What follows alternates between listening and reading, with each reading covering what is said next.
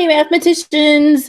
Today we're going to be talking about proportional and non-proportional relationships and really specifically getting into the idea of direct variation, okay? So we're going to start by talking about proportional relationships, okay? These are all examples of functions that are proportional, okay? We have a couple graphs, some t-tables, some algebraic ones. So let's take a look. In order for a graph to be proportional, it needs to go through the origin. And the origin is where 0, 0 meets.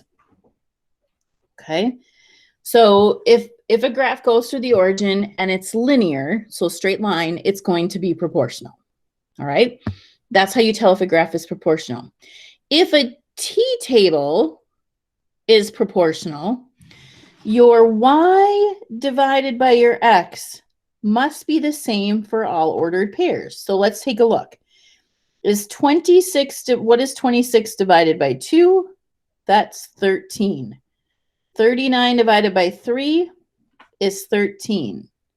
78 divided by 6 is 13. 130 divided by 10 is 13. 146 divided by 12 is 13. So your y divided by your x has to give you the same answer every time for a t-table to be proportional. We take a look over at this one. 1 divided by 2 is 1/2.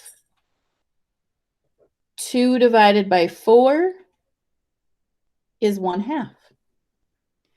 3 divided by 6 is 1/2. 4 divided by 8 is 1/2. And 5 divided by 10 is 1/2.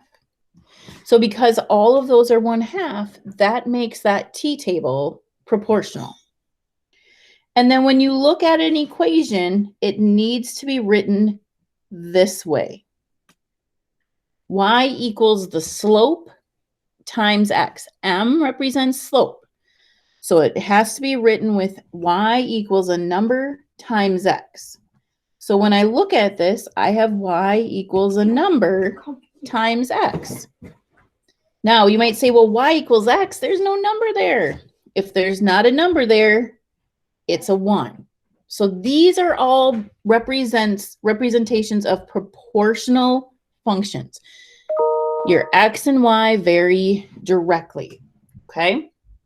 Now in this next slide, I'm going to show you some that are non-proportional, okay? So non-proportional examples, it's coming, it's slow, it's super slow. Non-proportional means that it does not go through the origin or is not linear. So when I look at these, this one is nonlinear, this one's nonlinear. It goes through the origin. It's not linear. It's not a straight line. Okay? It has to be a straight line and it has to go through the origin. When I look at this graph, it's a straight line. Does not go through the origin. So those are all examples of non-proportional functions. Okay, non-proportional. In a t-table, the rate of change is different. So when I look at this, 4 divided by 0, well, that's going to give me an error. We call that undefined. Okay. 10 divided by 2, that's 5. 16 divided by 4 is 4. 22 divided by 6 is going to be 3 2/3. So because all of those numbers are different, it's going to be non-proportional. Now, if you do that to see if they're the same, as soon as there's 2 that are different, you can stop. You don't even have to do all of them. Okay? You don't have to even go through all of them. And notice here, the last one, the equation is not written as y equals mx. Notice how each of these have a number added to it or subtracted from it.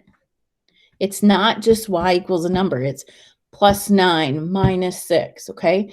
Those are all examples of non-proportional. They are not proportional. They are not, they don't go through the origin, okay?